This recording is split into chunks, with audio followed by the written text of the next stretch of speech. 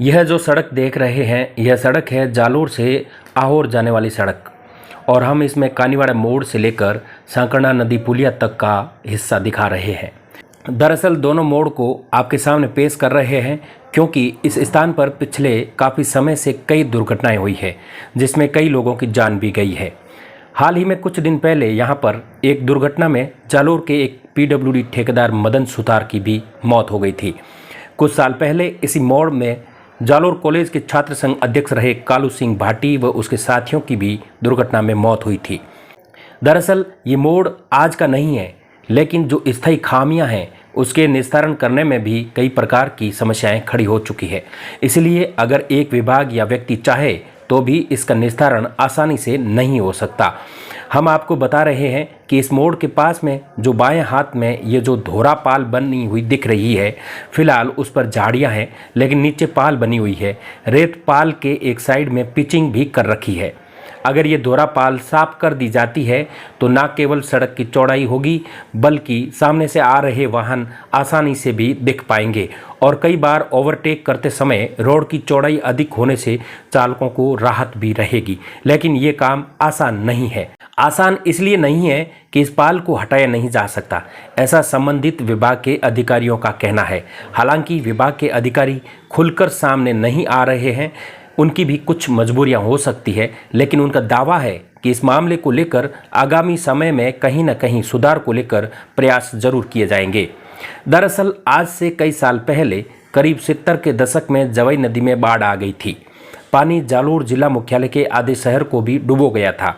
बाढ़ इतनी भयंकर थी कि रेलवे स्टेशन तक का काफ़ी हिस्सा भी डूब गया था और शिवाजी नगर कॉलोनी तक पानी भर गया था। उसके बाद में बाढ़ के बचाव को लेकर और नदी से पानी कटकर शहर की तरफ नहीं आए, इस मंशा को लेकर कानीवाड़ा मोड़ से नदी किनारे तक जल संसाधन विभाग के अंतर्गत इस पाल का निर्माण करवाया था। मिट्टी से बनी इस पाल की एक तरफ पिचिंग भी करवाई हुई है ताकि पानी का बहाव इसको तोड़ ना सके। हालांकि उसके बाद में नदी जरूर चली है, लेकिन इस पाल की ठोकर के कारण इतनी बड़ी मात्रा में पानी शहर की ओर नहीं आया। लेकिन इस पाल के कारण जैसे जैसे शहर और इस रोड पर यातायात दबाव बढ़ा है, तब से यहाँ घटनाएं हुई है और घटनाएं भी इतनी हुई है कि कई लोगों की जान गई है।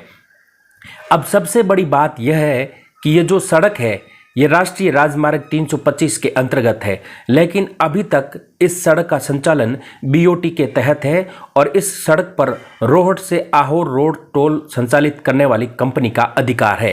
हालांकि इस रोड पर टोल व्यवस्था पिछले कुछ साल से कंपनी ने बंद कर दी, खुद को टर्मिनेट कर दिया है, लेकिन कंपनी ने न्यायालय में सरकार से करीब 450 करोड़ रुपए से अधिक की डिमांड की हुई है।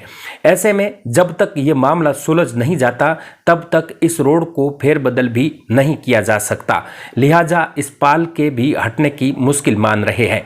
इस कारण संबंधित विभागीय अधिकारी भी खुलकर बात नहीं कर पा रहे हैं, लेकिन इतना जरूर कह रहे हैं कि बढ़ती घटनाओं के कारण आगामी दिनों में यातायात संबंधित बैठक में इस पहलू को गंभीरता से रखा जाएगा ताकि जनहानि पर रोक लग सके।